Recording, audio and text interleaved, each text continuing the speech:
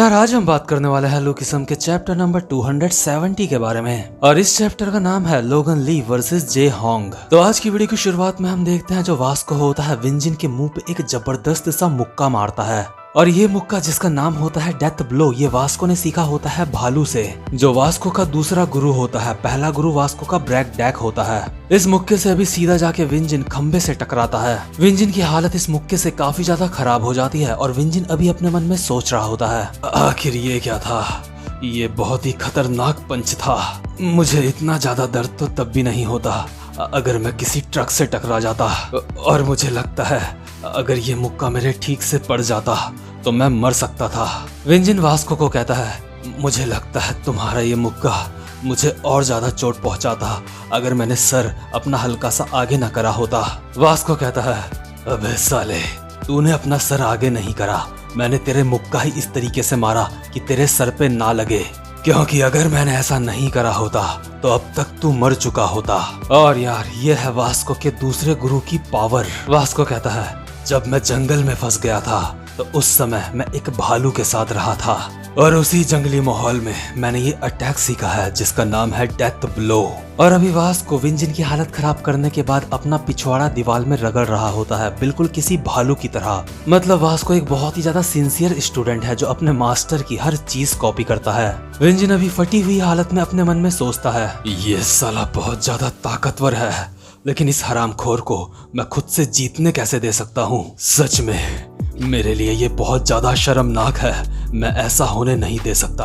Vasco कहता है, जब मैंने तेरे मुक्का मारा था तो उस समय तेरी हड्डियों की चटकने की आवाज मुझे भी आई थी। मान जा विंजिन, तू हार चुका है और जब तू स्कूल जाएगा तो वहाँ पे ड्यूक हावा से माफी मांगियो। और हाँ, जो तू सिगरेट पी के जमीन में फेंक देता है उनको भी उठा लिया कर। और यार भले ही विंजिन के बहुत ही खतरनाक मुक्का पड़ा होता है, लेकिन विंजिन की ईगो उसके दर्द से बड़ी होती है। विंजिन अभी एक कांच का टुकड़ा उठाता है और उससे अपनी शर्ट को फाड़ते हुए कहता है, अबे ओए, क्या तेरे लिए च्योंगलोंग कोई मजाक की बात है? मेरी चेहरे की हड्डी में क्रैक आ गया, लेकिन तो क्या हुआ? ऐसी चीजें मेरे साथ कई बार होती रहती है, मुझे इससे फर्क नहीं पड़ता। तू म्योथाई करता है ना? आजा, मैं भी देखूं तेरी म्योथाई। अब तक तो मैंने तेरे एक पैर की ही हालत खराब करी थी, लेकिन अब तेरा दूसरा पैर भी जाने वाला है। और यार जिस एक पैर की विंजिन अभी बात कर रहा है ना, अगर वो वास्को के अलावा किसी और का पैर होता तो सच में उसकी हालत खराब हो जाती, लेकिन यहाँ पे हमारा वास्को है। वास्को के अलावा शायद अगर यहाँ पे कोई और होता तो वो खड़ा भी ना हो पाता। अभी हम देखते हैं जो विंजिन होता है वो बिल्कुल एक नई फाइटिंग पोजीशन में आ जाता है। वास्को अपने मन में कहता है, आखिर ये किस तरीके का फाइटिंग स्टाइल है, ये जूडो नहीं है। वास्को अभी विंजिन का जवाब देते हुए कहता है, मेरे लिए म्योथाई का मतलब है मेरे मास्टर की रिस्पेक्ट करना, और अगर मैंने म्योथाई इस्तेमाल करा तो मेरे लिए हारने की कोई भी गुंजाइश नहीं रह जाएगी। और जब मैं अपने सर पे अपना मोंगोल पहन लेता हूँ तो इसका मतलब ये है कि तू अब मरने वाला है। और वास्को अभी अपना लाल वाला मोंगोल अपने सर में पहन लेता है। और वैसे एक और नोटिस करने वाली बात होती है, जो वास्को के पास उसका गोल्डन मोंगोल होता है उसने अब तक वो नहीं पहना होता। मतलब ये बिल्कुल उस तरह है जैसे कि ड्रैगन बॉल जी में हमारा गोकू होता है, जो कि अपनी अलग अलग फॉर्म्स बदल के अपने पावर लेवल्स को भी बदलता है। उसी तरह वास्को सिर्फ अपना लाल वाला मोंगोल पहनता है। अपना लेजेंडरी मोंगोल उसने अब तक बचा के रखा है। और जो इवान पार्क होता है वो छुप के वास्को और विंजिन को देख रहा होता है। इन दोनों की फाइट देख के इवान पार्क की अभी हालत खराब हो जाती है। इवान कॉल करके किसी को कहता है, हाँ ये मैं हूँ, मैं उन्हें देख रहा हूँ जैसा कि तुमने मुझे करने को कहा था। यहाँ पे सब कुछ ऐसा ही चल रहा है जैसा कि तुमने सोचा था। मुझे लगता है ये दोनों तब तक एक दूसरे से लड़ते रहेंगे जब तक कि इनमें से कोई एक मर नहीं जाता। इवान हैरान होकर अपने मन में सोच रहा होता है, मैंने अपनी जिंदगी में इस तरह की फाइट कभी भी नहीं देखी। और अभी हम देखते हैं विंजिन और वास्को एक दूसरे को बस बचाए जा रहे होते हैं, कोई भी हार मानने का नाम नहीं ले रहा होता। इसके बाद इवान को जिनजैंग कॉल पे जवाब देता है, अच्छा सब कुछ सही चल रहा है तो क्यों ना मैं अपने अगले कदम की तैयारी करूं। इसके बाद सीन शिफ्ट होता है और हम देखते हैं लोगन ली को, जो अभी फुल हरामखोरी वाले मूड में होता है। लोगन अभी सीधा बाइक को उछाल के जे के ऊपर मारने वाला होता है, लेकिन जे हवा में उछल के ही बाइक के ऊपर ही लोगन के मुंह पे अपना घुटना दे मारता है और जमीन में लैंड करता है बिल्कुल किसी निंजा की तरह। और लोगन की बाइक का बैलेंस बिगड़ने की वजह से अभी लोगन की बाइक क्रैश हो जाती है, जिस वजह से यहाँ पे एक बहुत बड़ा धमाका होता है। और जहाँ ये लोग सड़क में बाइक ब्लास्ट कर रहे रहे हैं वहीं पे आम जनता आसमान में पटाखे ब्लास्ट होते हुए देख रही होती है। अभी हम देखते हैं जो बाइक की वजह से यहाँ पे आग लगी होती है, लोगन उसके बीच से निकल के आता है और कहता है, मैं तो तुझे तेरी बाइक वापस करने के लिए आ रहा था, लेकिन तूने इसकी पूरी धज्जियां उड़ा दी। और यार लोगन की ये बात बिल्कुल झूठ होती है कि वो बाइक वापस करने आ रहा था। लोगन कहता है, तो तू इतना ज्यादा अमीर है कि तूने अपनी बाइक की ही धज्जियां उड़ा दी, साले हरामखोर। और इससे पहले भी तूने एक बार मुझसे लड़ने की कोशिश करी थी। मैं चुपचाप से अपना जा रहा था, लेकिन उस वक्त भी तू मुझसे मेरे पैसे छीनने के लिए आया था। और यार ये बात भी बिल्कुल झूठ होती है कि वो पैसे लोगन ली के थे। असल में वो पैसे लोगन ली ने मोटे वाले डैनियल से छीने थे। लोगन गुस्से में भी जे की तरफ एक मुक्का मारता है और कहता है, मुझे तुझे जान से मारना होगा उन 15 मिलियन लोगों के लिए जो मेहनत करके पैसा कमाते हैं। लेकिन जे लोगन का मुक्का पकड़ लेता है और लोगन के मुंह पे 10-12 मुक्के बजा देता है। इसके बाद सीन शिफ्ट होता है और हम देखते हैं गो को, जो अभी गन को कहता है, क्या लोगन? हाँ, वो मेरा एक खुफिया दोस्त है। वैसे क्या हुआ, तुम मुझसे उस मोटे के बारे में क्यों पूछ रहे हो? और गन अभी प्याज काटते काटते कहता है, हमारे पास अभी ऐसा कोई इंसान नहीं है जो बहुत ज्यादा काबिल हो, इसलिए मैं सोच रहा हूँ उस मोटे को हम बची हुई जगहों को डील करने के लिए दे दें। वैसे उस मोटे की शक्ल तो बहुत ज्यादा बुरी है, लेकिन क्या पता उस मोटे की कोई और चीज हमारे कुछ काम आ सके। गो कहता है, वैसे तुमने तो कहा था कि तुम्हें उसकी शक्ल पसंद नहीं है, लेकिन तुम्हारी बात भी सही है। वो मोटा इतना भी ज्यादा बुरा नहीं है, क्योंकि जब उसकी मेरे साथ फाइट हुई थी तो वो बेहोश नहीं हुआ था। वो बाहर से इतना ज्यादा ताकतवर नहीं लगता, लेकिन अंदर से वो सच में काफी ताकतवर है। गन के प्याज काट काट के आंखों से आंसू आ गए होते हैं। गन कहता है, क्या बाहर से ताकतवर नहीं लेकिन अंदर से ताकतवर? आखिर तू कहना क्या चाहता है? गो कहता है, उस मोटे को देख के तो एक पल के लिए मैं भी हैरान हो गया था कि मेरी मार खाने के बावजूद भी ये बेहोश क्यों नहीं हुआ। और हाँ, ऐसे प्याज काटते हुए मेरे सामने ऐसा मुंह मत बना। तू जानता है उस मोटे की बॉडी इस तरह की है, अगर कोई उसको मारता है तो उसको इतना डैमेज नहीं पहुंचता। भले ही वो मोटा बाहर से ऐसा लगता हो जैसे बस इसके पास चर्बी ही चर्बी है, लेकिन जब कोई इंसान उसके मुक्का मारता है तो उसको फर्क पता चल जाता है। उसकी जो मसल्स हैं वो उसकी चर्बी के पीछे छुपी हुई है। उसके मुक्का मारने में ऐसा लगता है कि जैसे तुम्हारा मुक्का उसकी बॉडी में कहीं गायब हो गया है। ऐसा लगता है जैसे उस मोटे की बॉडी बस लड़ने के लिए बनी है। बाहर से उसके अंदर चर्बी है, लेकिन अंदर से वो बहुत ज्यादा हार्ड है। और अगर तुम्हें उसे थोड़ा सा भी नुकसान पहुंचाना है तो तुम्हें उसे इस तरह से मुक्का मारना होगा जैसे कि तुम कोई हथौड़ा घुमा रहे हो। और जब गो ये बात बोल रहा होता है तो साथ ही साथ में हम देखते हैं जो जे होता है वो लोगन के बस मुक्के ही मुक्के बजाए जा रहा होता है, लेकिन लोगन को जे के मुक्कों से कोई खास फर्क नहीं पड़ रहा होता। जे का मुक्का खा के लोगन अभी हल्की सी इस्माइल के साथ जे के पेट में एक खतरनाक सा मुक्का मारता है, और इसके बाद अपने सीधे हाथ से, जो उसका सबसे ज्यादा खतरनाक हाथ है, इससे जे के ऊपर बस मुक्का मारने ही वाला होता है। लेकिन साथ साथ में लोगन अपने मन में सोच रहा होता है, आखिर ये मुझे चुभन कैसी हो रही है, आखिर ये क्या है?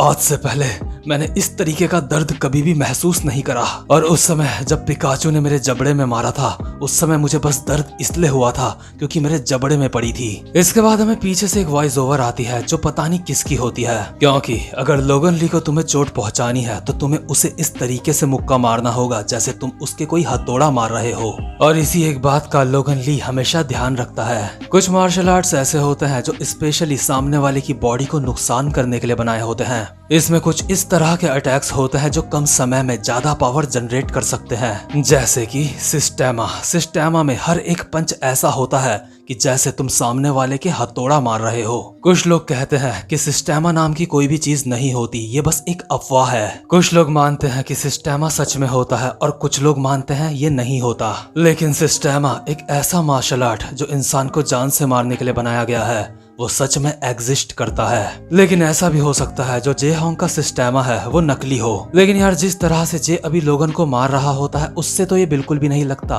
कि जे का सिस्टेमा नकली है। यहाँ तक कि गो के मुताबिक लोगन की बॉडी को नुकसान पहुंचाना बहुत ज्यादा मुश्किल होता है, लेकिन जे ने लोगन के मुक्के मार के अभी उसके मुंह से खून निकाल दिया होता है। लोगन बहुत ज्यादा कोशिश करता है जे को मारने की, लेकिन जे बहुत ज्यादा फास्ट होता है। कभी लोगन के मुक्का पड़ रहा होता है तो कभी कोहनी। लोगन की हालत अभी सच में यहाँ पे काफी ज्यादा टाइट हो गई होती है। और यार यहाँ पे हमें एक और बात बताई जाती है कि ये सिस्टेमा इतना ज्यादा रेयर फाइटिंग स्टाइल है, इसलिए ऐसा भी हो सकता है कि कोई लोग झूठा दावा करे कि उन्हें सिस्टेमा आता है। लेकिन यहाँ पे बात अभी जे होंग की हो रही है जो स्टीव होंग का बेटा है। और स्टीव होंग इतना ज्यादा खतरनाक बंदा है कि वो अपने बेटे को कभी भी कोई नकली चीज नहीं देगा। इसके बाद हम देखते हैं जे के बचपन का सीन। जे के फादर जे को कहते हैं यहाँ पे कुछ नई चीजें सीखो और एक मर्द की तरह बिहेव करना और इन्हें हाय बोलो, ये तुम्हारी मार्शल आर्ट की टीचर हैं। और यार ये औरत जो जे की मार्शल आर्ट की टीचर होती है ना, ये सच में एक खतरनाक इंसान है और इसी ने जे को सिखाया होता है सिस्टेमा।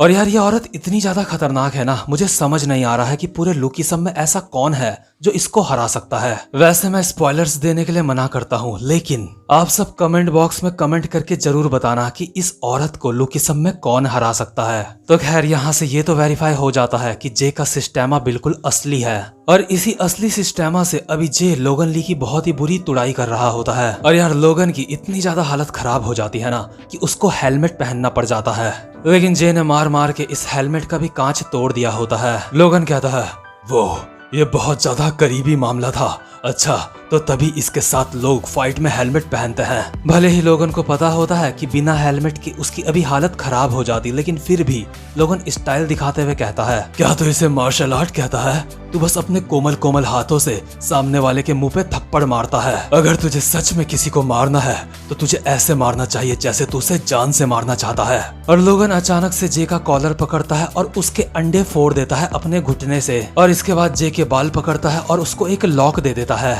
और यही सेम लॉक एक बारी लोगन ने जे को पहले भी दिया था और उस समय जे इस लॉक की वजह से बेहोश हो गया था। लोगन कहता है तुझे याद आया, पिछली बार भी मैंने तुझे इसी से बेहोश करा था। लेकिन इस बार जे इतनी आसानी से हार नहीं मानता, अभी उसका एक हाथ फ्री रहता है और उसी हाथ से जे लोगन के ऊपर मुक्कों की बारिश कर देता है। लेकिन लोगन जे को इसके बावजूद भी नहीं छोड़ता। लोगन कहता है ये बहुत ज्यादा प्यारे अटैक थे और लॉक के साथ ही जे के पेट में 3-4 मुक्के बजा देता है। और क्योंकि अभी जे के बहुत ही ज्यादा खतरनाक लॉक भी पड़ा होता है और साथ ही साथ में लोगन उसके मुक्के भी मार रहा होता है, इसलिए जे अभी धीरे धीरे अपनी कॉन्शियसनेस खोने लगता है। लोगन कहता है सो जा, चिंता मत कर, तेरे बाद मैं डैनियल पार्क को भी इसी तरह से मारूंगा। लेकिन तभी जो जे होता है कहीं से जुगाड़ करके अपने हाथ में बाइक का साइलेंसर ले लेता है और उससे सीधा मारता है लोगन के सर पे। अभी साइलेंसर से फटके खाने की वजह से लोगन को काफी ज्यादा दर्द हो रहा होता है। लोगन चिल्ला रहा होता है साले हरामखोर।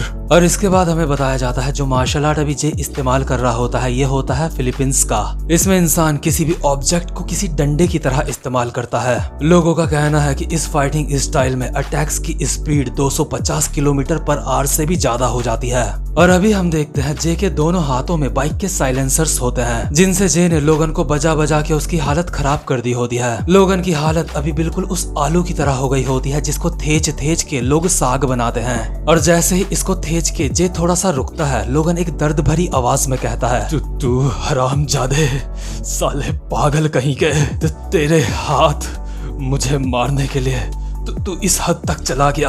और अभी हम देखते हैं जो जे ने 2 बाइक के साइलेंसर्स पकड़े होते हैं वो इतने ज्यादा गर्म होते हैं जिस वजह से जे के हाथ भी जल जाते हैं। बट जे को इस बात से कोई भी फर्क नहीं पड़ रहा होता क्योंकि अभी वो फुल ऑन फाइटिंग मोड में होता है। काली आर्नेस फाइटिंग स्टाइल का जलवा लोगन ली से बर्दाश्त नहीं हो रहा होता। लेकिन इसके बाद सीन शिफ्ट होता है और हम देखते हैं वैरन चे को जो अभी हॉस्टल गैंग एक बंदे को मार मार के उससे इंफॉर्मेशन निकलवा रहा होता है। वैरन एली को कहता है मेरे पास अब और शब्द नहीं है, आखिर मैं अब इसको क्या कहूँ। लेकिन जैसे ही वैरन मुंडी पलट के एली को देखता है तो वो बहुत ज्यादा हैरान हो जाता है। एली ने अकेले ही यहाँ पे मार मार के इतने सारे बंदे लेटा रखे होते हैं जैसे कि ये कोई शमशान घाट होगा। वैरन कहता है आखिर ये क्या है, क्या ये तुमने उस इंसान से सीखा है? और यार इसी के साथ गैंगडोंग में हमारा एली और वैरन भी पहुंच जाते हैं। लेकिन ये वाला चैप्टर यहीं पे खत्म होता है। उम्मीद करता हूँ कि आपको आज की वीडियो भी अच्छी लगी हो, तो चैनल को सब्सक्राइब और वीडियो को लाइक करना बिल्कुल भी मत भूलना। अब मैं मिलूंगा आपसे अपनी नेक्स्ट वीडियो में, तब तक के लिए गुड बाय।